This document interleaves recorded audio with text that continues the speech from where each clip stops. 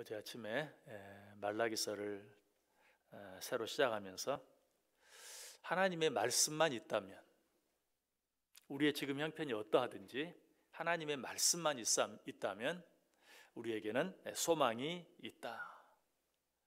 우리 형편이 아무리 어려워도 하나님의 말씀이 있다는 것은 하나님께서 여전히 우리를 사랑하고 계신다는 증거이다 라고 말씀드렸어요.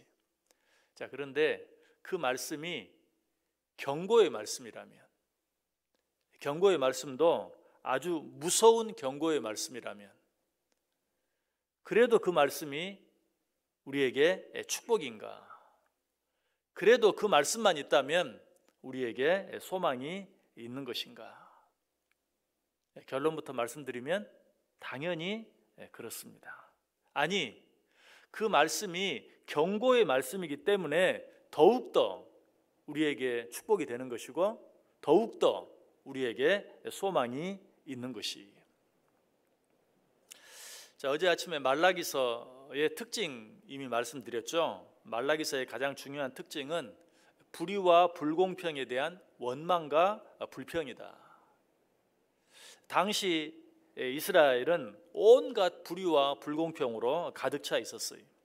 오죽하면 이스라엘 백성들이 정의의 하나님이 어디 있느냐라고 불평을 했겠는가.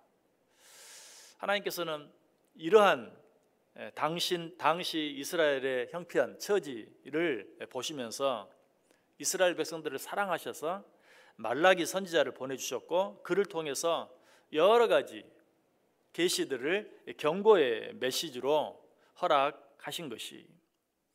그러므로 이 경고의 말씀, 그 말씀이 비록 경고의 말씀이라 할지라도 그 말씀은 무엇이다? 하나님이 아직도 이스라엘 백성들을 버리지 아니하시고 사랑하고 계신다라는 증거예요. 그러므로 그 경고의 말씀들을 귀담아 들을 수 있어야 돼요. 그 경고의 말씀을 듣고 우리가 마땅히 바로 잡아야 할 것들을 바로 잡기만 하면 그 말씀은 틀림없이 우리에게 축복이 된다. 그러나 그 말씀을 듣고도 행치 아니하면 어떻게 될까요? 노아의 방주 사건을 통해서 알 수 있듯이, 또 소돔과 고모라 사건을 통해서 알 수 있듯이 그것은 무서운 저주가 되고 말아요. 노아의 방주를 짓던 노아의 음성을 듣지 아니하는 사람들 어떻게 됐어요? 다 수장되고 말았어요. 소돔과 고모라 사건 속에서 경고의 말씀을 농담으로 여겼던 롯의 자녀들, 또 그 경고를 무섭게 듣지 않았던 롯의 아내, 얼마나 큰 저주를 받고 말았습니까? 경고의 말씀일수록 더욱더 귀를 기울여야 돼요. 여러분, 길을 가다가 어디선가 아름다운 음악 소리가 들리면 여러분 어떻게 해야 되겠습니까? 음악에 관심이 있으면 귀담아 들으면 좋고, 또 너무 바쁘면 듣지 않고 그냥 지나가도 괜찮아요. 그러나 어디선가 자동차 경적 소리가 크게 울린다든지 사이렌 소리가 요란하게 울린다면 그때는 어때요? 적당히 지나가면 안 돼요. 빨리 어디서 자동차 경적 소리가 나는지, 왜 사이렌 소리가 울리는지 관심을 기울이고 마땅히 거기에 대해서 내가 취해야 될 반응을 취해야 돼요. 그렇지 않으면 큰 사고로 이어져요. 귀에 듣기 좋은 말씀, 아름다운 음악과 같이 귀에 듣기 좋은 말씀, 그런 말씀은 혹 내가 너무 바쁘다면 한번 듣고 잊어버려도 큰 손해가 나지 않을 수 있어요. 그러나 무서운 경고의 말씀이 있다면 그 말씀은 절대 잊어버리면 안 돼요. 그런 말씀은 적당히 듣고 적당히 흘려서는 안 된다라는 것이. 하나님께서 우리의 경고의 말씀을 주실 때는 마치 사자의 울음소리를 들은 것처럼 그 말씀 앞에 납작 엎드릴 수 있어야 돼요. 그렇지 아니하면 그 말씀은 우리에게 저주가 될 수밖에 없다. 그럼에도 불구하고 사람들은 어때요? 하나님의 말씀에, 특별히 경고의 말씀을 주실 때 반응을 보이지 않을 때가 참 많아요. 예수님께서 이런 자들을 향하여 이렇게 말씀하시죠. 우리가 너희를 향하여 피리를 불어도 너희가 춤추지 않고 우리가 슬피 울어도 너희가 가슴을 치지 아니하는도다. 하나님께서 우리에게 필요하셔서 말씀을 주시는데도 그 말씀에 전혀 반응을 보이지 않을 때가 있어요. 아마 이런 말씀을 들으면서 하나님께서 우리에게 말씀하시면 왜 우리가 반응을 보이지 않겠습니까? 그런데 하나님이 언제 우리에게 말씀하셨습니까? 이렇게 말할지 몰라요. 하나님께서 지금 말씀하고 계시잖아요. 얼마나 다급하셨으면 새벽 5시에 깨워서 말씀하시겠어요. 목사가 가장 놀라는 일 가운데 하나가 전화 벨소리입니다. 특별히 만약에 이런 새벽에 새벽 2시, 3시, 4시 이럴 때 전화 벨소리가 울리면 그건 100%죠. 큰일이 생긴 거예요. 어려운 일이 생긴 거예요. 하나님이 얼마나 다급하셨으면 새벽 5시에 여러분을 깨워서 하나님 말씀을 듣게 하시냐. 그런데 바꿔 생각하면 또 어때요? 하나님이 여러분을 얼마나 사랑하시면 새벽 5시에 깨워서 여러분의 말씀하고 계시겠어요? 하나님께서 우리를 사랑하셔서 동시에 너무나 다급하셔서 하나님 우리를 깨워서 말씀해 주고 계시는 것이, 아직도 하나님께서 우리에게 언제 말씀하셨습니까? 라고 묻고 싶은 분 계십니까? 특별히 요즘에 하나님이 특별한 음성으로 우리에게 말씀하고 계시죠. 그 특별한 음성이 뭐죠? 코로나19.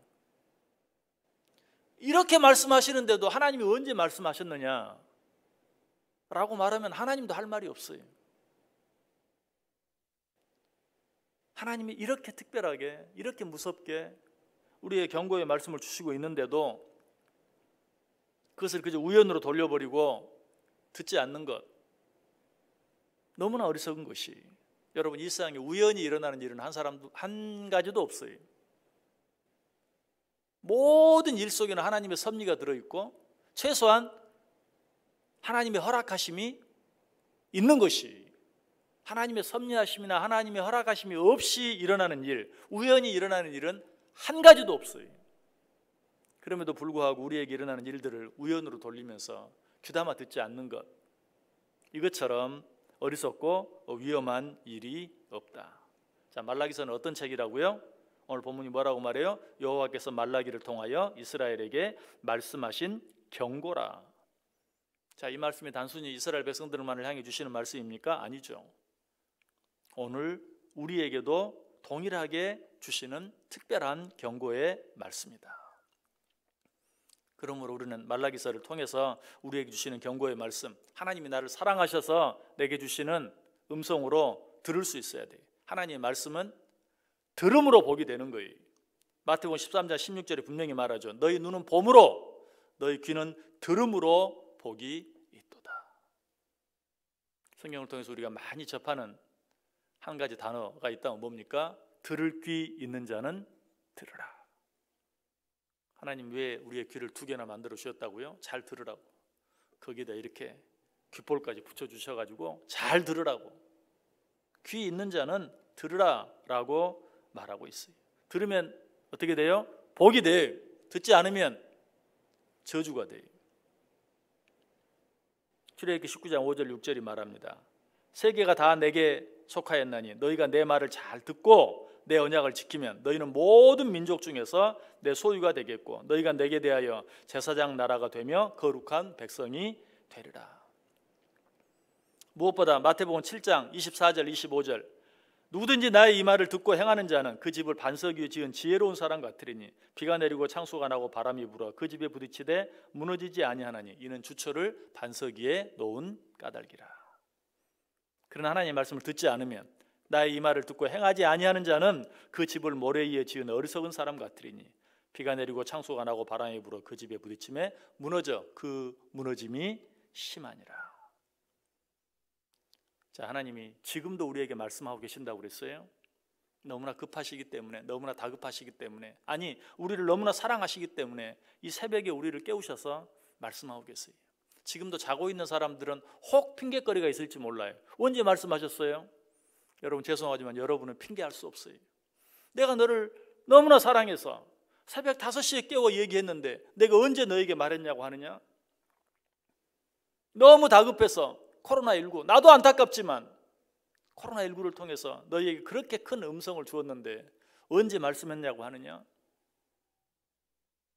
하나님께서 내게 주시는 음성으로 듣고 그 말씀 앞에 납작 엎드리고 마땅히 돌이켜야 할 것들 돌이키고 버려야 할 것들 버리고 회개해야 할 것들 회개함으로 말미암아서 하나님이 우리에게 주시는 모든 말씀들이 축복이 되게 하는 저와 여러분 될 수 있기를 주님의 이름으로 간절히 축원합니다.